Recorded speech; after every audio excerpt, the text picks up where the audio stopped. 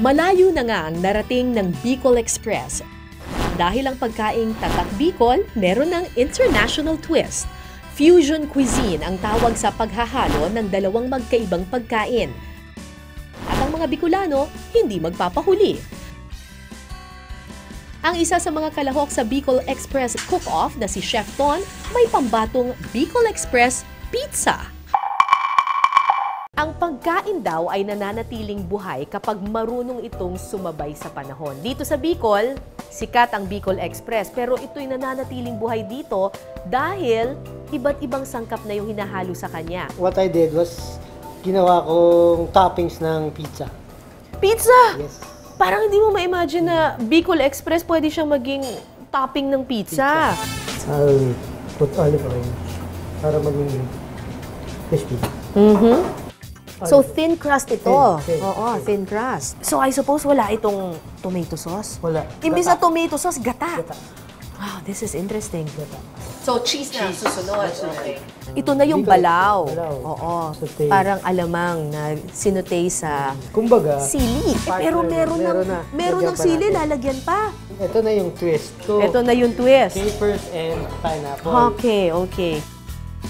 2014 lang nang maisipang gawing toppings ni Chef Ton ng Bicol Express sa pizza para maiba sa typical na Bicol Express na inuulam sa kanin. Okay, so gaano katagal po itong i-bake? 20 minutes. Oo, kasi thin crust lang. Okay. Looks good. Uy, ang sarap. Ako, gusto ko ng thin crust eh. Interesting to. As in thin. Ang sarap! Pizza dough.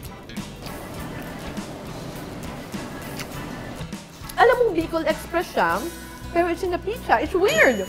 It's weird, pero masarap. Hindi ko ina-expect na masarap siya kasi sanay ako na pag pizza tomato sauce. Yung cheese. Pero ito, it's really good, ah.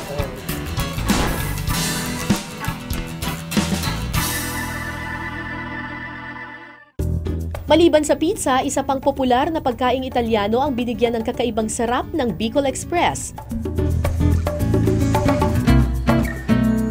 Sa coffee shop na ito sa Naga City, sa halip na tomato sauce o cream sauce ang nakahalo sa pasta, ang kanilang twist, ano pa ba? Bicol Express. Ngayon po, gagawin natin ay ang Bicol Express Pasta. We will now get our alamang.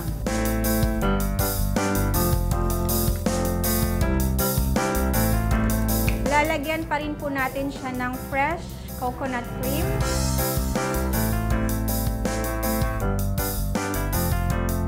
Para sa mga naghahanap ng kakaibang merienda, swak naman daw ang Bicol Express Pasta. Hindi kompleto ang kainan kung walang masarap na panghimagas. Sa restaurant na ito sa Karatig Probinsya ng Albay, dumarayo ang mga may matapang na panlasa. Nakatikim na ba kayo ng ice cream na may bagoong? Sa panghimagas na ito, matitikman ang pinagsamang lamig ng ice cream at init ng Bicol Express. Si Chef Benson ng Pulanggi Albay ang henyo sa likod ng spicy coconut ice cream.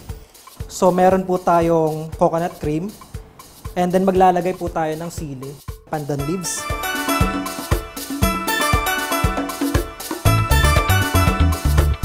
So papalaputin po natin to hanggang sa maging maganda yung kulay nito. Pag wala na po masyadong ibang magkahalong kulay, ilalagay na po natin itong toasted coconut flakes. Ilalagay po natin siya sa isang hulmahan. So, ilalagay po natin to sa freezer. So maghihintay po tayo ng 6 to 8 hours. Susunod na gagawin po natin yung pineapple calamay sauce o pineapple caramel sauce. Tinatawag rin po tong panucha o sangkaka. Lalagyan po natin siya ng pineapple juice. Nagumpisa lang daw bilang eksperimento ni Chef Benson sa isang food exhibit sa Albay noong 2015 ang paghalo ng Bicol Express sa ice cream. Dahil pumatok sa mga nakatikim, isinama na rin niya ito sa menu ng kanyang restaurant.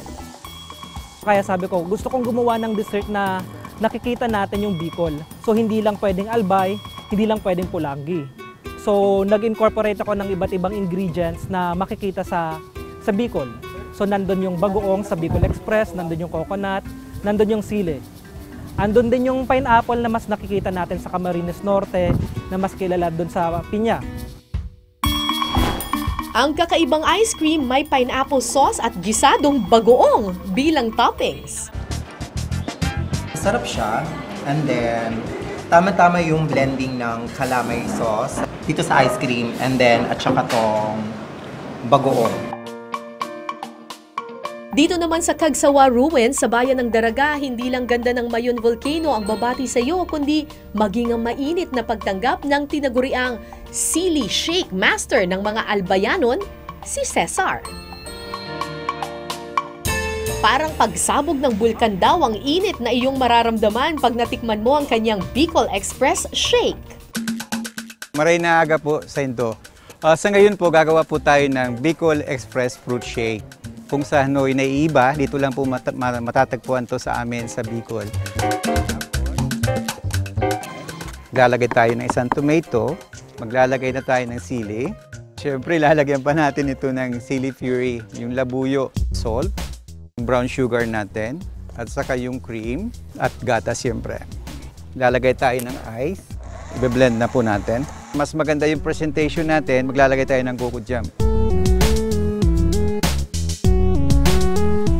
Ito na po yung finished product natin. Kapag ako ng Bicol Express Fruit Shake, kung saan naman na doon yung mga pangunahing ingrediente ng Bicol Express. So, sa naman yan, titry ko at nagustuhan ng mga guest natin dito. Medyo masarap naman. Hindi na maanghang. Masarap. Masarap. Ano pa masasabi niyo sa taste niya? Okay talagang lasang-lasa ang sili. Dahil sa malikot na ideya ng mga Bicolano, na ipapakilala sa malikhain at mas pinasarap na paraan ang natatanging timpla at panlasang tatak Bicol.